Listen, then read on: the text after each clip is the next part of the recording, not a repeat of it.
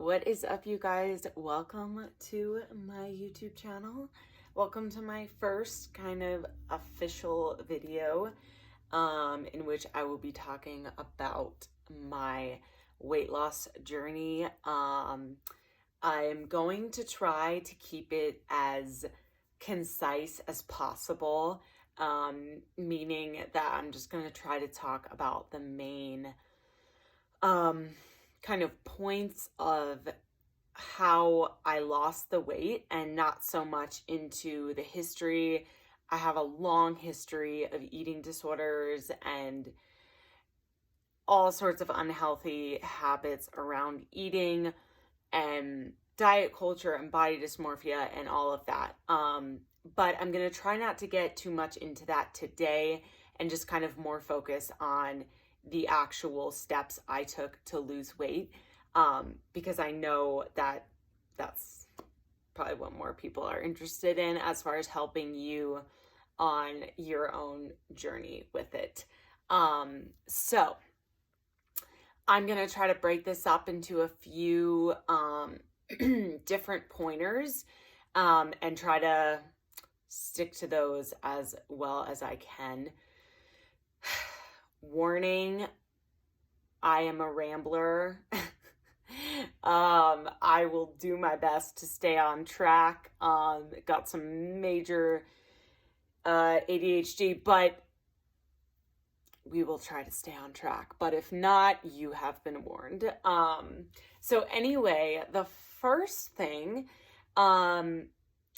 is to make small changes. Way too many times in my health journey, I wanted to just do everything at once. I was so set on losing weight, and the only way that I was okay with doing it was doing it all at once and was doing it immediately and whatever was going to yield the quickest results. But unfortunately, the way our bodies work, typically the things that lead to the quickest results are not going to end up with the longest lasting results. So kind of like quick to lose it, quick to gain it back is typically how it works.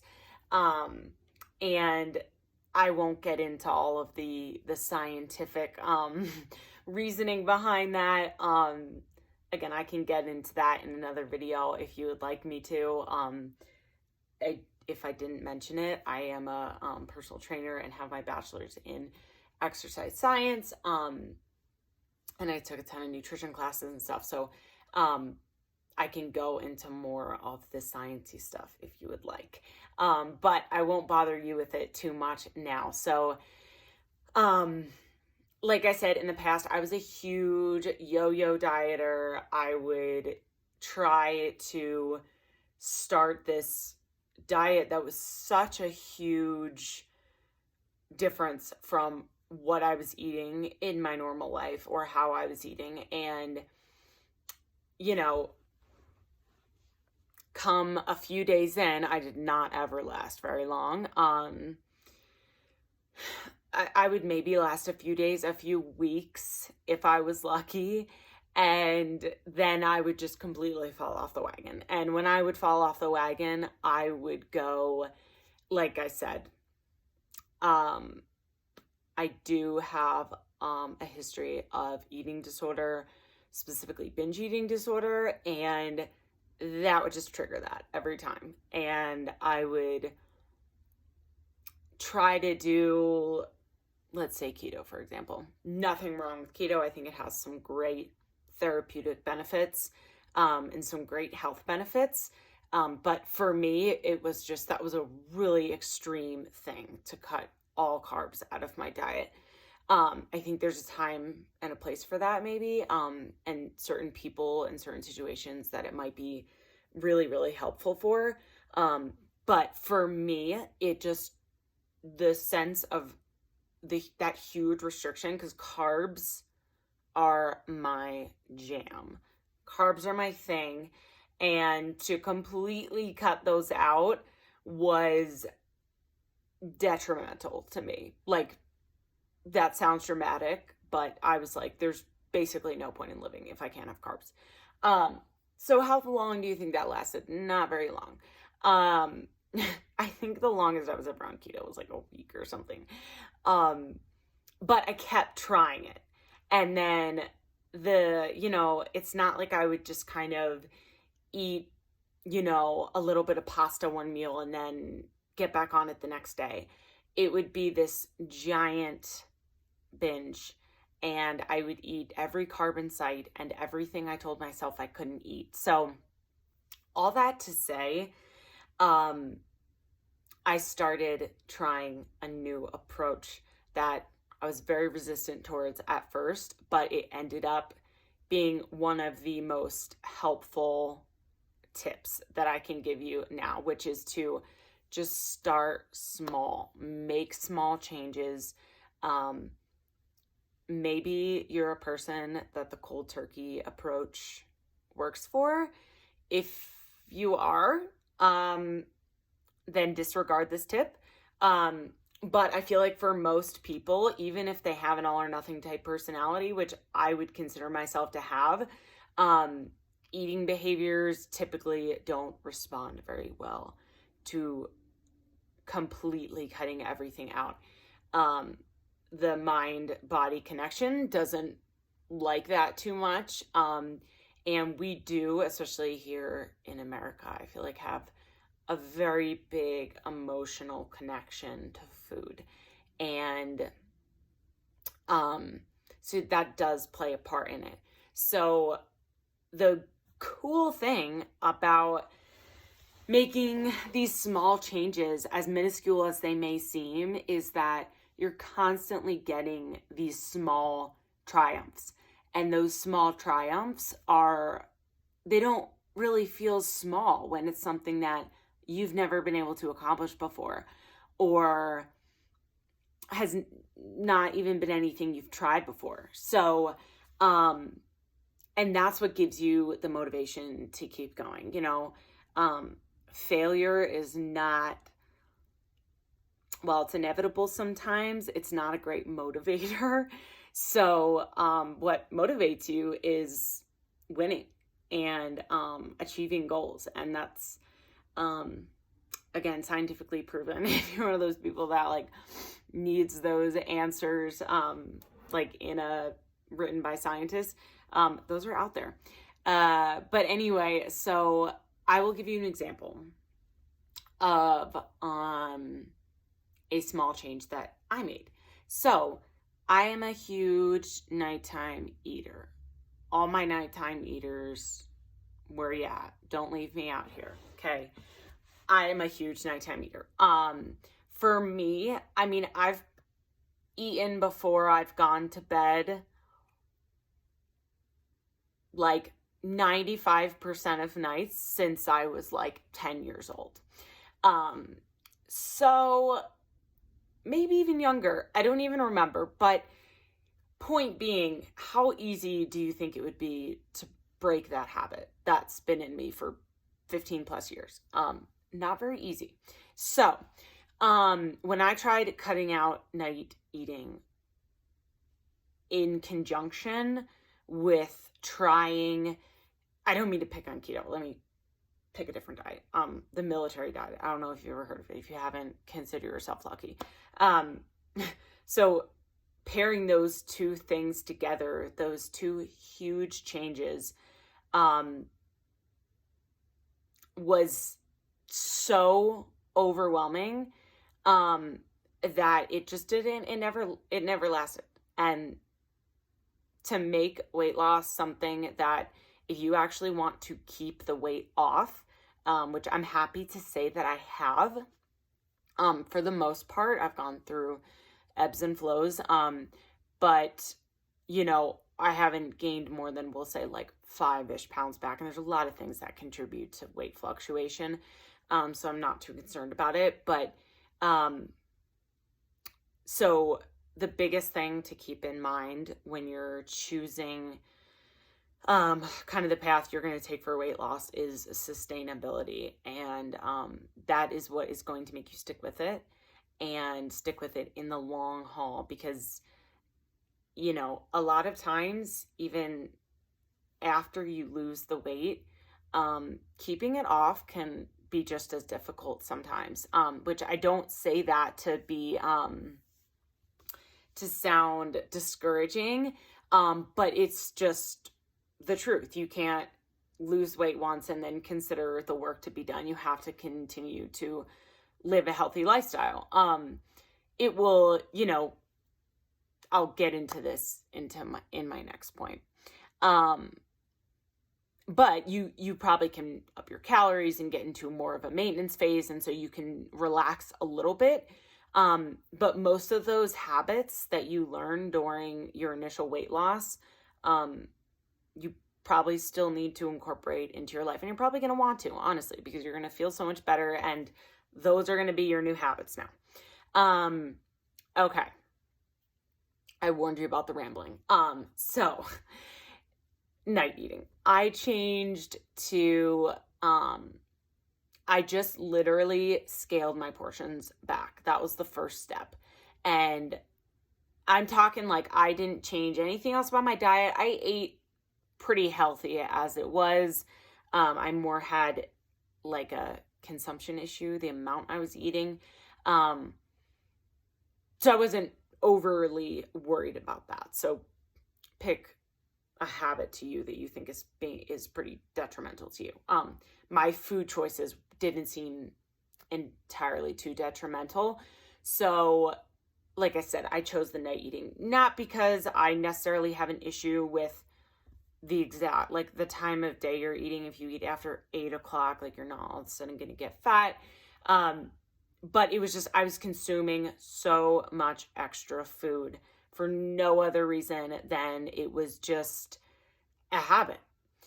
So what I started doing was I didn't tell myself I couldn't eat at night, because then automatically I'd want to eat at night, right? So I would just start scaling back my portions. So instead of taking, a bag of chips with me to bed, I would just put some chips in a bowl and take the bowl to bed. And, before I considered going back and getting more, because that's just my initial reaction, is to just never stop. I would wait a little bit, be like, okay, let's try to go to sleep. So that was a small change I made. Eventually it got to the point where I started being able to change out the food. So instead of eating like something that was like a comfort food, like chips, I would try to switch to like fruit, something that's a lot less calorically dense. So you're getting a lot of volumes. There's so much water in the fruit. And it just fills you up so much quicker and gives you that feeling of being full. So I would switch it out with fruit. And then as time went on, I would try to altogether cut out my nighttime snack. Sometimes I would still have it, which is fine. But it wasn't this thing that it was like, I need it or I am not going to be able to go to sleep kind of thing. So anyway, we are 14 minutes in and I just got through my first tip. So let's kick this into high gear. So number 2 is a caloric deficit. Okay. So these tips are not in order. But being in a caloric deficit is vital. Potentially the most important thing, that you need to be burning more calories than you're consuming. And I don't mean through exercise. I mean, as you go about your life, you're burning calories. That's just, you can look up online. I can link it below if you want. There's different calculators where you can get an estimate of how many calories you're burning, where if you were to literally just be sitting in bed all day, you would burn a baseline of so many calories. So, when people go on these extreme calorically deficient diets, and they're eating 800 calories, your body is burning far more than that just at rest, literally not even doing anything. So therein lies the issue with very, very low calorie diets. And that's why I'm not going to say to eat less or eat less calories or whatever, because I don't know what you're currently doing. So a lot of times I've had so many clients that come to me that are overweight, people that even are significantly overweight into the obese category, that you would think by looking at them, oh, they must have an overeating issue. No, most of these people underate, and I had to force these people to eat more than one meal a day. It was crazy. So I have the complete opposite issue, that I was for sure overeating. So I really had to reel back in my calories, and I had done calorie counting in the past, and it was, hadn't really worked for me. It got really obsessive. I was completely neurotic about it for years. But then I kind of took several years off from that. And then, I got to a place, because I dealt with a lot of the mental side of why I was eating, and dealt with the core issues of my eating disorders. And it got me to a place where I felt like it wasn't going to destroy my day to try to figure out how many calories I was eating. But if that, you don't necessarily have to count your calories to be in a caloric deficit. There were some days that I didn't track my calories. There were some days I did, because sometimes, you don't really know. And your guesstimations could be way off. So it is definitely helpful to track. But just like I was saying with the small goals, like at first, because it was like pulling teeth trying to get me to track my food again. Like I really didn't want to do it, just because I had bad memories of it. But I just had to keep reminding myself that I was a new person, and that this person that was trying to get rid of some fat was not that person that I had been in the past, that was obsessing over calorie counting and whatever. I just had to have a huge mindset shift about it. And that literally is a whole other video in and of itself. So I won't get too much more into that, but the point is that I did start really reducing my portions, and staying in a caloric deficit. And I would say I ate, whatever, the good old, we've all heard it, 80-20, eating 80% healthy, 20%, fun, tasty foods, not really worrying about the nutrients in them or anything. I would say that's about kind of what I followed as well. I ate, most of my calories were from calorically dense foods, whole foods, meats, veggies, whatever. And then I filled in with carbs and healthy fats, and then would eat cookies and other things on the side. But that wasn't what the majority of my diet consisted of. That was, the few hundred calories that was left over before bed when I wanted dessert, kind of thing. So